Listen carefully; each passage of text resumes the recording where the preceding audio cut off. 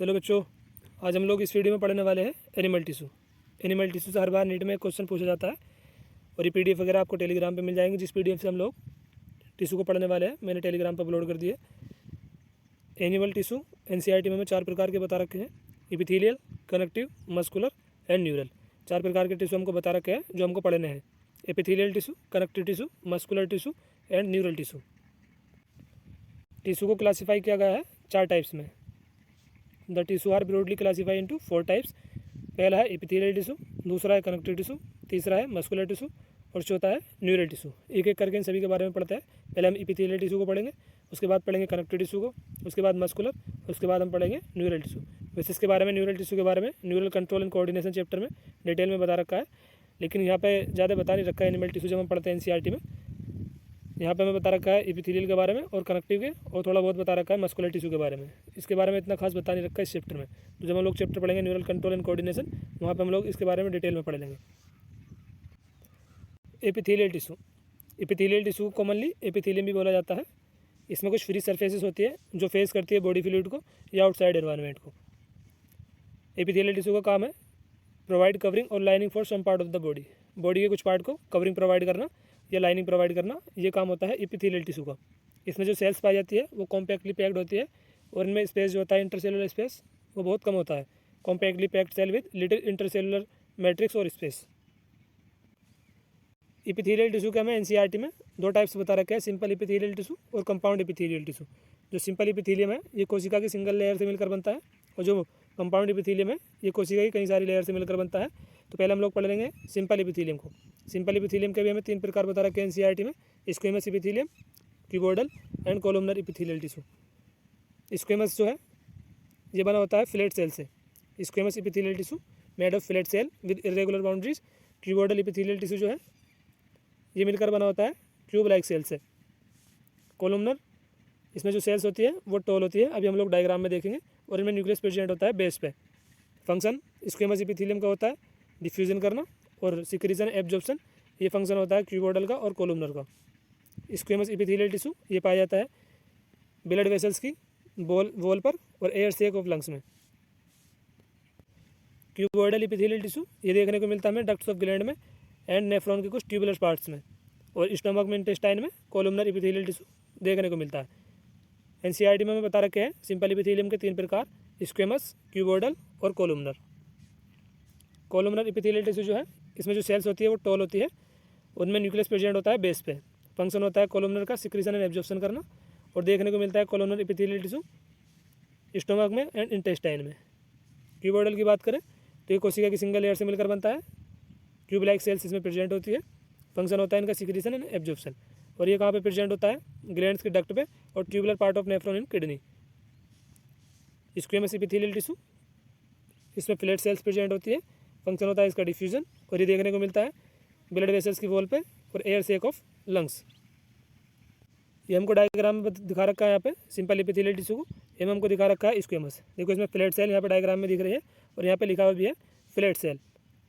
Squamous epithelial tissue इसकी जो sales होती है फ्लैट होती है, एंड बी में हमको दिखा रखा है क्यूबोइडल, इसमें क्यूब लाइक सेल्स प्रेजेंट होती है।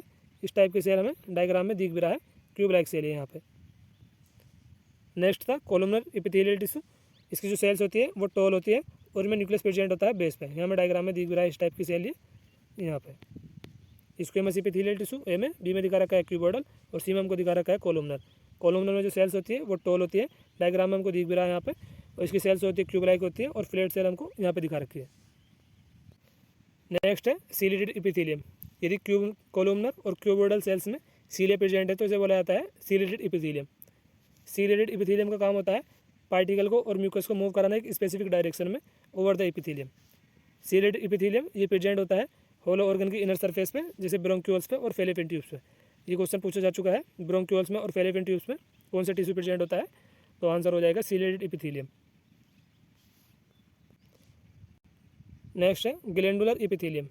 यदि क्यूबोइडल और कोलुमनर सेल्स स्पेशलाइज हो रही है सिक्रीशन के लिए तो इसे बोला जाता है ग्लैंडुलर एपिथेलियम। ग्लैंडुलर एपिथेलियम के भी 2 प्रकार हमें बता रखे हैं एनसीईआरटी में, एक है यूनिसेलुलर ग्लैंडुलर एपिथेलियम और दूसरा है मल्टीसेलुलर ग्लैंडुलर एपिथेलियम। जो यूनिसेलुलर ग्लैंडुलर एपिथेलियम है ये बना होता है आइसोलेटेड ग्लैंडुलर सेल से, और जो मल्टी सेलुलर ग्लैंडुलर एपिथेलियम है ये मिलकर बना होता है क्लस्टर ऑफ सेल्स के एक गुच्छे से। मल्टी सेलुलर ग्लैंडुलर एपिथेलियम ये प्रेजेंट होता है सलाइवरी ग्लैंड में, और unicellular glandular epithelium alimentary canal में पाई जाने वाली गोबलेट सेल्स में ये प्रेजेंट होता है यूनिसेलुलर ग्लैंडुलर एपिथेलियम। यदि कोलुमनर और क्यूबोइडल सेल्स स्पेशलाइज हो रही है सिक्रीशन के लिए तो इसे बोला जाता है ग्लैंडुलर एपिथेलियम। इसके हमें दो प्रकार बता रखे हैं, पहला है यूनिसेलुलर और दूसरा है मल्टी सेलुलर। मल्टी सेलुलर ये सेल्स के गुच्छे से मिलकर बना होता है क्लस्टर से, और ये देखने को मिलता है सलाइवरी ग्लैंड में। जो यूनिसेलुलर है ये देखने को मिलता है एलिमेंट्री कैनाल में पाई जाने वाली गोबलेट सेल में। और ये डायग्राम हमें एनसीईआरटी में दिखा रखा है ग्लैंडुलर एपिथेलियम। एम हमको दिखा रखा है unicellular glandular epithelium found in goblet cell of alimentary canal, और भी में दिखा रखा है मल्टी सेलुलर ग्लैंडुलर एपिथेलियम को, और ये देखने को मिलता है सलाइवरी ग्लैंड में। On the basis of mode of secretion glands are divide into two categories. Secretion के आधार पे ग्लैंड को दो कैटेगरीज में बांटा गया है, पहला है एक्सोक्राइन ग्लैंड और दूसरा है एंडोक्राइन ग्लैंड। जो एक्सोक्राइन ग्लैंड है इन्हें बोला जाता है डक्टेड ग्लैंड। इनके जो प्रोडक्ट होते हैं वो डक्ट के थ्रू रिलीज होते हैं, इसलिए इन्हें डक्टेड ग्लैंड भी बोला जाता है एक्सोक्राइन ग्लैंड को।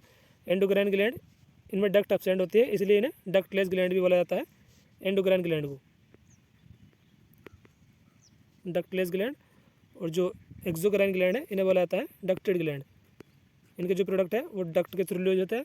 और जो एंडोक्राइन ग्लैंड है ये इनका जो प्रोडक्ट होता है हार्मोन ये डायरेक्ट रिलीज होता है ब्लड में, इनमें ग्लैंड एब्सेंट होती है।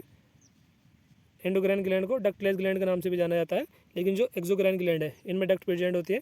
इनके प्रोडक्ट जो है वो डक्ट के थ्रू रिलीज होता है, और प्रोडक्ट है इनके mucus, oil, saliva, ear wax, milk और डाइजेस्टिव एंजाइम्स। एंडोक्राइन ग्लैंड इनमें डक्ट एब्सेंट होती है, इसलिए इन्हें डक्टलेस ग्लैंड भी बोला जाता है। इनके प्रोडक्ट को बोला जाता है हार्मोन, और ये हार्मोन जो रिलीज होता है ये ब्लड में रिलीज होता है, इनमें डक्ट एब्सेंट होती है एंडोक्राइन ग्लैंड में। अब हम पढ़ते हैं compound epithelium. Epithelial tissue NCERT में हमें दो प्रकार का बता रखा है, पहला हमने पढ़ा था सिंपल और दूसरा है कंपाउंड एपिथेलियल टिश्यू। सिंपल हम लोग पढ़ चुके हैं, अब हम लोग पढ़ने वाले हैं कंपाउंड एपिथेलियम को। ये कोशिका की मल्टीलेयर सेल से मिलकर बनता है, मतलब कोशिका की कई सारी सेल से मिलकर बनता है कंपाउंड एपिथेलियम। सिंपल एपिथेलियम मैंने आपको दिखाया है कोशिका की सिंगल लेयर से मिलकर बनता है।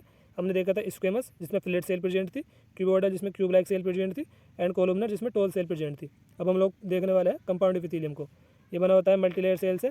फंक्शन होता है इसका, इंपॉर्टेंट रोल प्ले करते हैं सिक्रीशन में, एब्जॉर्प्शन में, ये पॉइंट भी हम लोग देख चुके हैं। और ये प्रोटेक्शन प्रोवाइड कराता है against chemical and mechanical stress. Compound epithelium ये कहाँ पे पाया जाता है? सलाइवरी ग्लैंड के डक्ट में, इनर लाइनिंग और पेनक्रेटिक डक्ट, और एक स्किन के ड्राई सरफेस को भी कवर करता है, बक्कल कैविटी में और फेरिंग्स में प्रेजेंट होता है कंपाउंड एपिथेलियम।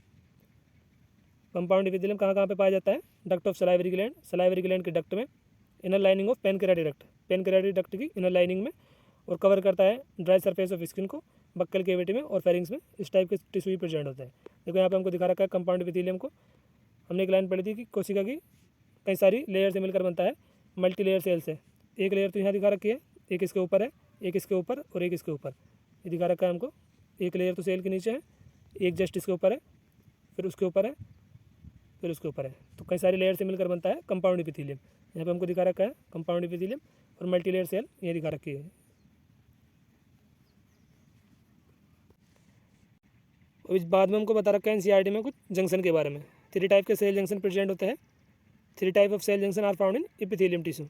एपिथेलियल टिश्यू में कुछ जंक्शन पाए जाते हैं, और जंक्शन से भी क्वेश्चन पूछा जा चुका है नीट में। टाइट जंक्शन, अडेरिंग जंक्शन और गैप जंक्शन, ये 3 प्रकार के जंक्शन हमें बता रखे हैं। टाइट जंक्शन का काम होता है सब्सटेंसेस को स्टॉप होने से रोकना, सब्सटेंस को लीक होने से रोकना, ये काम है टाइट जंक्शन का। और अडेरिंग जंक्शन ये सीमेंटिंग प्रोवाइड कराता है, जिससे जो नेबरिंग सेल है वो आपस में कनेक्ट रहती है। गैप जंक्शन इसका काम होता है आयन के और मॉलिक्यूल को ट्रांसफ़र कराना। अब हम पढ़ते हैं कनेक्टिव टिश्यू को। Most abundant and widely distributed tissue है ह्यूमन बॉडी में। Most abundant and widely distributed tissue in the body of complex animal. Complex animal की बॉडी में पाया जाने वाला सबसे अधिकता में जो टिश्यू है उसका नाम है कनेक्टिव टिश्यू।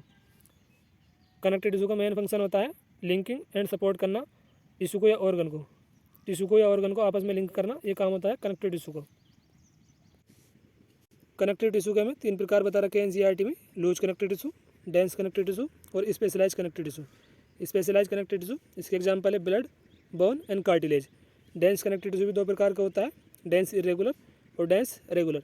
डेंस रेगुलर में कोलेजन फाइबर एक सीरीज में अरेंज होता है। इस टाइप से हमें एनसीईआरटी में डायग्राम भी दिखा रखा है, अभी हम लोग डायग्राम भी देखेंगे। डेंस इरेगुलर में जो कोलेजन फाइबर है वो ऐसे उल्टे सीधे बिखरे होते हैं। अभी हम लोग डायग्राम देखेंगे। डेंस इरेगुलर का एग्जांपल है स्किन, और डेंस रेगुलर इसमें आता है टेंडन और लिगामेंट। टेंडन अटैच करता है muscle to bone, skeletal muscle को बोन से जोड़े रखता है टेंडन, और लिगामेंट का काम होता है बोन को बोन से जोड़े रखना, attach one bone to another bone. Loose tissue, इसके भी दो प्रकार है, एरिलर, एडिपोज। एडिपोज टिश्यू की जो सेल्स होती है एडिपोसाइट्स, ये फैट को स्टोर करती है, और एरिलर टिश्यू में फाइब्रोब्लास्ट, मैक्रोफेज और मस्त कोशिकाएं जो है मास्ट सेल, ये देखने को मिलती है। एरिलर और एडिपोज दोनों प्रेजेंट होता है बीनीथ द स्किन, स्किन के नीचे प्रेजेंट होता है। तो ये कनेक्टिव टिश्यू का फ्लो चार्ट है, इससे आप लोग इसको आसानी से याद रख सकते हो। कनेक्टिव टिश्यू के जो भी टाइप्स बता रखे हैं एनसीईआरटी में, loose connective tissue, dense connective tissue, specialise connective tissue. Specialise connective tissue इसके एग्जांपल है blood bone and cartilage. Dense connective, इसके भी दो टाइप्स है, dense irregular, dense regular. Dense regular में आता है टेंडन, लिगामेंट। टेंडन का काम होता है स्केलेटल मसल को बोन से जोड़े रखना, और लिगामेंट बोन को कनेक्ट करके रखता है। एरिलर और एडिपोज, एडिपोज टिश्यू की जो सेल्स होती है एडिपोसाइट्स, ये फैट को स्टोर करती है, और एरिलर टिश्यू में आता है मास्ट सेल, मैक्रोफेज, फाइब्रोब्लास्ट, ये दोनों प्रेजेंट होता है बीनीथ द स्किन। यहाँ पे दिखा रखा हमको डायग्राम में, ए में दिखा रखा है एरिलर टिश्यू, इसमें प्रेजेंट होता है मैक्रोफेज, फाइब्रोब्लास्ट, कोलेजन फाइबर और मास्ट सेल। एडिपोज टिश्यू, इसकी सेल्स होती है एडिपोसाइट्स जो फैट को स्टोर करती है, और यहाँ पे दिखा रखा है फैट स्टोरेज एरिया, यहाँ पे न्यूक्लियस दिखा रखा है, और यहाँ पे दिखा रखा है प्लाज्मा मेम्ब्रेन। और ये हमको दिखा रखा है डेंस कनेक्टिव टिश्यू को, बी में हमको दिखा रखा है डेंस इरेगुलर को। इसका एग्जांपल था स्किन। स्किन में देखने को मिलता है डेंस इरेगुलर टाइप के टिश्यू, इसमें कोलेजन फाइबर बिखरे बिखरे है, यहाँ पे हमको डायग्राम में दिख रहा है उल्टे सीधे, कोई इधर से है, कोई इधर से, कोई इधर से। और ए में हमको दिखा रखा है डेंस रेगुलर, यहाँ पे दिखा रखा है डेंस रेगुलर, इसमें कोलेजन फाइबर एक सीरीज में अरेंज है इस टाइप से, ये डायग्राम में हमको दिख भी रहा है। और जो ये है डेंस इरेगुलर, इसमें कोलेजन फाइबर देखो बिखरा हुआ है, यहाँ से दिख रहा है इस टाइप से उल्टे सीधे। और ये डायग्राम हमको दिखा रखा है स्पेशलाइज कनेक्टिव टिश्यू का। स्पेशलाइज कनेक्टिव टिश्यू में आता है ब्लड, बोन एंड कार्टिलेज। तो ये ब्लड सेल्स को हमको दिखा रखा है आरबीसी, यहाँ पे प्लेटलेट्स, और यहाँ पे दिखा रखा है डब्ल्यूबीसी। बी में दिखा रखा है हमको बोन सेल्स को, बोन को बनाने वाली सेल्स होती है ओस्टियोसाइट्स। और यहाँ पे दिखा रखा है ए में हमको कार्टिलेज को बनाने वाली सेल्स होती है कॉन्ड्रोसाइट्स। और यहाँ पे दिखा रखा है कोलेजन फाइबर। ए में हमको दिखा रखा है कार्टिलेज, बी में दिखा रखा है बोन, और सी में दिखा रखा है ब्लड सेल्स को, आरबीसी है, यहाँ पे प्लेटलेट और यहाँ पे डब्ल्यूबीसी। इसके बाद है मसल टिश्यू। मसल्स होती है तीन प्रकार की जो हमें एनसीईआरटी में बता रखी है, स्केलेटल, स्मूथ और कार्डियक। स्केलेटल मसल जो है इनमें स्ट्रेसन प्रेजेंट होती है, इसलिए इनको स्ट्रेटेड मसल भी बोला जाता है। इनमें स्ट्रेसन धारियाँ प्रेजेंट होती है। स्मूथ मसल, इनको विसरल मसल भी बोला जाता है, इनमें स्ट्रेसन एब्सेंट होती है। कार्डियक मसल, यहाँ भी स्ट्रेसन प्रेजेंट होती है, यहाँ पर एब्सेंट गलत लिखा गया है, यहाँ पर आप लोग प्रेजेंट कर लेना। इनमें जो स्ट्रेसन है वो प्रेजेंट होती है, एब्सेंट नहीं आएगा, यहाँ पर आएगा प्रेजेंट। कार्डियक मसल, इनमें स्ट्रेसन प्रेजेंट होती है, ये दिखा रखा है देखो सी में कार्डियक मसल को, और यहाँ पे स्ट्रेसन प्रेजेंट होती है, और वहाँ पे लिखा गया है एब्सेंट, तो उसको आप लोग सही कर लेना। कार्डियक मसल में स्ट्रेसन धारियाँ देखने को मिलती है, यहाँ पे दिख भी रहा है हमें डायग्राम में। स्केलेटल मसल, इसमें स्ट्रेसन प्रेजेंट होती है। स्मूथ मसल में स्ट्रेसन धारियाँ एब्सेंट होती है, और ये इनवॉलंटरी होती है। कार्डियक मसल भी इनवॉलंटरी। स्केलेटल मसल जो होती है ये वॉलंटरी होती है नेचर में, ये कंट्रोल होती है नर्वस सिस्टम के, मतलब जो नर्वस सिस्टम है इनको कंट्रोल कर सकता है, ये नर्वस सिस्टम के डायरेक्टली कंट्रोल में होती है। लेकिन इनवॉलंटरी होती है कार्डियक और स्मूथ मसल, ये नर्वस सिस्टम के कंट्रोल में नहीं होती। बाइसेप्स में देखने को मिलती है हमें स्केलेटल मसल, और स्मूथ मसल देखने को मिलती है ब्लड वेसल्स, स्टमक, इंटेस्टाइन। और जो कार्डियक मसल है ये देखने को मिलती है हार्ट में। यहाँ पे दिखा रखा है हमको ए में स्केलेटल मसल, और बी में दिखा रखा है स्मूथ मसल, ये टेपर होती है दोनों एंड पे फ्यूजिफॉर्म। यहाँ पे दिखा रखा है स्केलेटल मसल, बी में दिखा रखा है स्मूथ मसल को, और सी में दिखा रखा है कार्डियक को। यहाँ पे स्ट्रेसन प्रेजेंट होती है, और यहाँ पे दिखा रखा है न्यूक्लियस। लास्ट अपना न्यूरल टिश्यू। न्यूरॉन, ये फंक्शनल यूनिट होती है न्यूरल सिस्टम की। न्यूरॉन एक्साइटेबल सेल है, और न्यूरल टिश्यू में जो ये सेल्स होती है न्यूरोग्लियल सेल्स, इनका काम होता है न्यूरॉन को प्रोटेक्ट करना या सपोर्ट करना। यहाँ पे हमको डायग्राम दिखा रखा है एनसीईआरटी में, यहाँ पे दिखा रखा है न्यूरोग्लियल सेल्स को, ये न्यूरॉन को प्रोटेक्ट करती है, सपोर्ट करती है। यहाँ पे दिखा रखा है डेंड्राइट, ये दिखा रखा है सेल बॉडी को, बीच में यहाँ पे न्यूक्लियस दिखा रखा है, और यहाँ पे दिखा रखा है एक्सॉन को। यहाँ पे दिखा रखा है neural tissue, neuron with neuroglia, यहाँ पे न्यूरोग्लिया है, ये सेल बॉडी को दर्द दिखा रखा है, बीच में है न्यूक्लियस, और ये है डेंड्राइट, और इधर दिखा रखा है पीछे एक्सॉन। और लास्ट में ये लाइन लिखी हुई है एनसीईआरटी में, इसको आप लोग ध्यान रखना। जो हमारा हार्ट है उसमें सभी प्रकार के टिश्यू देखने को मिलते हैं, चारों प्रकार के जो हम लोगों ने पढ़ा है, एपिथेलियल टिश्यू भी, कनेक्टिव टिश्यू भी, मस्कुलर भी और न्यूरल टिश्यू भी। इस वीडियो में हम लोगों ने पढ़ा है एनिमल टिश्यू। PDF आप लोगों को टेलीग्राम पे मिल जाएगी, टेलीग्राम पे मैंने अपलोड कर दिया है। टेलीग्राम का लिंक मैं दे रहा हूँ डिस्क्रिप्शन में, आप लोग टेलीग्राम को ज्वाइन कर लेना। इस वीडियो को बस यहीं पे एंड करते हैं। कल हम लोग पढ़ेंगे cell the unit of life. Thank you दोस्तों।